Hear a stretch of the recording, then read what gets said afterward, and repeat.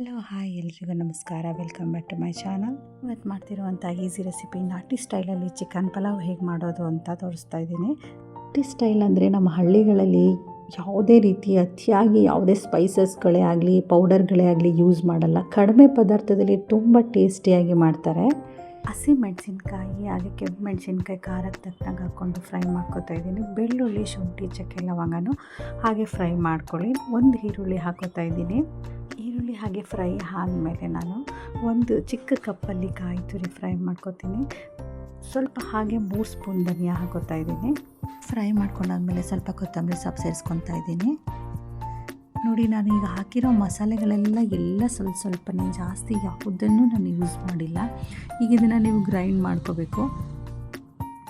ಎಲ್ಲ ರುಬ್ಕೊಂಡ್ಮೇಲೆ ನಾನು ಇವಾಗ ಒಂದು ಪಾತ್ರೆಯಲ್ಲಿ ಗಾಣದ ಎಣ್ಣೆ, ಒಂದೇ ಒಂದು ಈರುಳ್ಳಿ ಹಾಕ್ಕೊಂಡು ಫ್ರೈ ಮಾಡ್ಕೊತಾ ಇದ್ದೀನಿ. 3/4 kg ಚಿಕನ್ ತೊಗೊಂಡಿದ್ದೀನಿ. ಚಿಕನ್ನಿಗೆ ನಾನು ಮೊದಲೇ ಉಪ್ಪನ್ನ ಎಷ್ಟು ಬೇಕಷ್ಟು ಸೇರಿಸ್ಕೊಂಡು ಸ್ವಲ್ಪ ಅರಿಶಿನ ಪುಡಿ ಹಾಕ್ಕೊಂಡು ಚೆನ್ನಾಗಿ ಹುರ್ಕೊಳ್ತೀನಿ. ಅದು ಫಸ್ಟೇ ನಾವು ಉಪ್ಪು ಏನಕ್ಕೆ ಸೇರಿಸ್ತೀವಿ ಅಂದರೆ ಚಿಕನ್ ಒಳ್ಳೆ ಟೇಸ್ಟ್ ಚೆನ್ನಾಗಿ ಬರುತ್ತೆ ಅಂತ. ಅದು ಎಣ್ಣೆ ಎಲ್ಲ ಬಿಟ್ಕೊಳ್ಳೋಕೆ ಸ್ಟಾರ್ಟ್ ಆದಮೇಲೆ ಒಂದೇ ಒಂದು ಟೊಮೊಟೊ ನಾನು ಹಾಕಿರೋದು. ಸ್ವಲ್ಪ ಬಾಡ್ಕೊಂಡ್ಮೇಲೆ ನೋಡಿ ಎಣ್ಣೆ ಬಿಟ್ಕೊಳ್ಳುತ್ತೆ ಚಿಕನ್ನು, ಮತ್ತು ಅದೆಲ್ಲ ಮಸಾಲೆ ಸೇರಿಸ್ಕೊತಾ ಇದ್ದೀನಿ.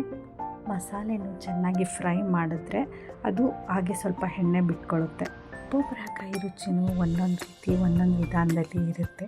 ನಾನು ಈ ರೆಸಿಪಿನ ನೀವು ಒಂದು ಸಲ ಟ್ರೈ ಮಾಡಿ ಕಾಮೆಂಟ್ ಮಾಡಿ ತಿಳಿಸೋದು ಮಾತ್ರ ಮರಿಬೇಡಿ. ಎಣ್ಣೆ ಎಲ್ಲ ಬಿಟ್ಕೊಂಡ್ಮೇಲೆ ನಾನೀಗ ತೊಳೆದಿಟ್ಟಿರುವಂಥ ಅಕ್ಕಿ ಮತ್ತು ಅದಕ್ಕೆ ಬೇಕಾಗಿರುವಷ್ಟು ನೀರನ್ನು ನಾನು ಸೇರಿಸ್ಕೊತಾ ಇದ್ದೀನಿ. ಇದರಲ್ಲಿ ಯೂಸ್ ಮಾಡಿರೋವಂಥ ಅಕ್ಕಿ ಮನೇಲಿ ಬೆಳೆದಿರೋ ಅಕ್ಕಿ. ಗೊತ್ತಿರೋ ಹಾಗೆ ಹಳ್ಳಿಗಳಲ್ಲಿ ಬಾಸುಮತಿ ಮತ್ತು BT ರೈಸ್ ಎಲ್ಲ ಯೂಸ್ ಮಾಡೋದಿಲ್ಲ.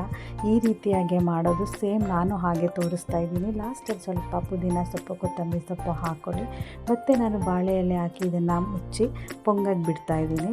ಇಲ್ಲಿ ಸ್ಟೈಲಾಗಿ ಚಿಕನ್ ಪಲಾವ್ ಇವಾಗ ರೆಡಿಯಾಗಿದೆ. ನೋಡಿ, ನನ್ನ ಈ ರೆಸಿಪಿ ನಿಮಗೆ ಇಷ್ಟ ಆದಲ್ಲಿ ಕಾಮೆಂಟಲ್ಲಿ ಕಾಮೆಂಟ್ ಮಾಡಿ ತಿಳಿಸಿ.